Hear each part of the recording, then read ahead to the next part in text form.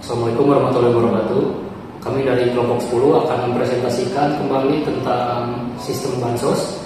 Sebelumnya izin memperkenalkan diri dulu. Nama saya Albert Trisat. Nama saya Ginda Azhara. Nama saya Fauzan Rizka Kurnia. Sebelumnya kami sudah pernah presentasi, tapi di sini kami menambahkan struktur data baru, yaitu Saya di sini akan mempresentasikan codingan dari awal. Kami menggunakan struktur data seperti yang kemarin, tetapi di sini kami menambahkan satu struktur data yaitu searching. Di sini juga kami memasukkan dua record yaitu penduduk dan pekerjaan. Untuk di void main kita memasukkan record yaitu beberapa nama, antrian dan juga pekerjaan.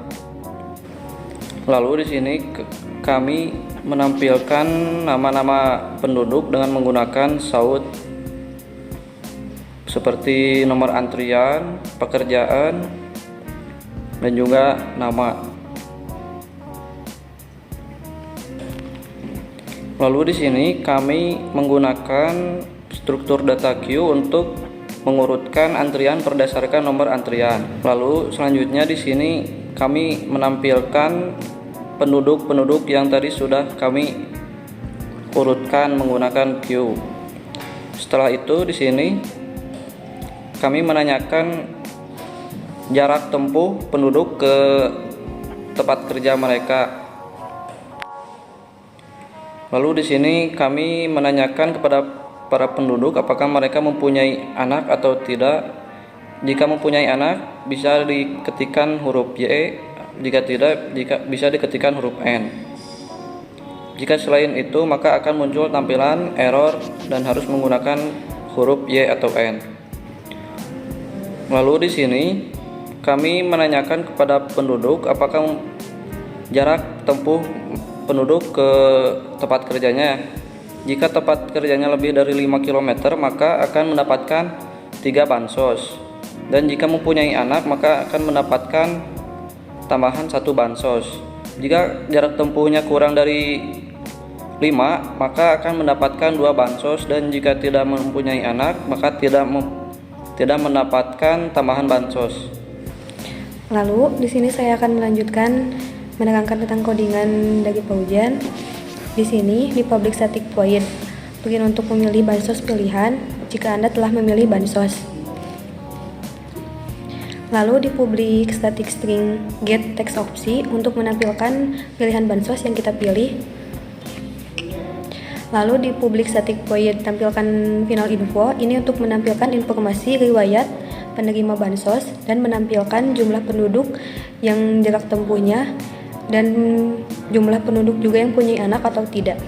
Lalu di public static void yang tampilkan jumlah penduduk jarak tempuh ini masih sama dengan yang atas untuk menampilkan jarak tempuh penerima bansos. Lalu di yang selanjutnya juga masih sama berkesinambungan dengan yang tadi untuk menampilkan jumlah penduduk punya anak atau tidak. Lalu di yang selanjutnya public static void untuk menampilkan menu penduduk secara searching yang menerima bansos. Ada 2 case yang pertama untuk menu jenis bansos, riwayat bansos, dan case kedua untuk exit program jika sudah. Lalu di public static void untuk memilih menu jenis bansos ini masih sama dengan yang atas. Jika kita memilih menu pilihan case pertama, kita akan disuruh untuk memilih jenis pilihan bansos. Dan jika memilih opsi atau case 2, maka akan exit. Lalu di sini saya akan mendemokan codingan yang tadi sudah dijelaskan.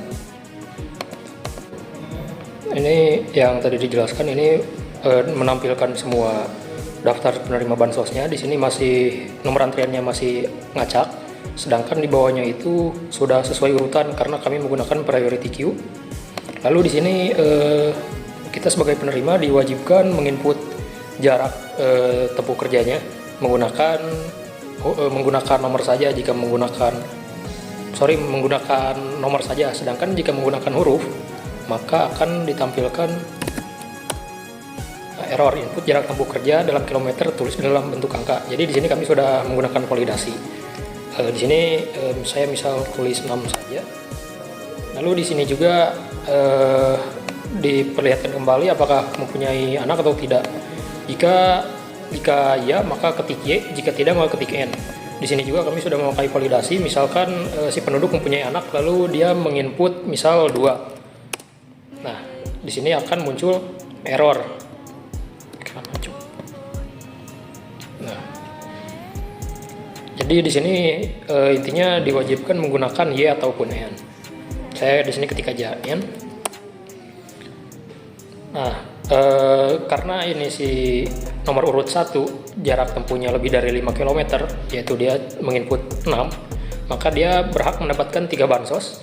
Lalu jika dia mempunyai anak, tapi sedangkan di sini dia tidak mempunyai anak, jadi dia tidak menambahkan, jadi dia tidak diberi 1 bansos tambahan. Jadi total dia cuma mendapatkan 3 bansos.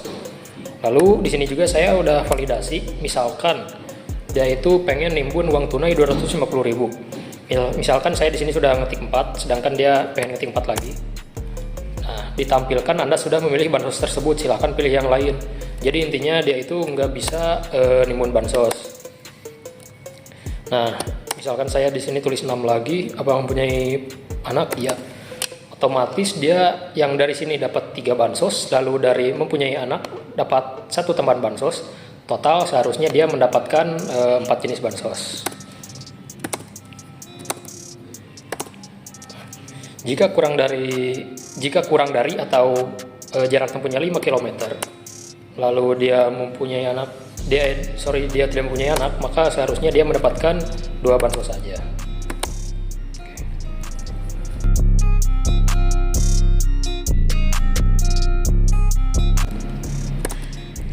Nah, setelah itu di sini di output terakhir sebelum menu searching, di sini ditampilkan informasi riwayat penduduk yang isinya 5 km atau lebih.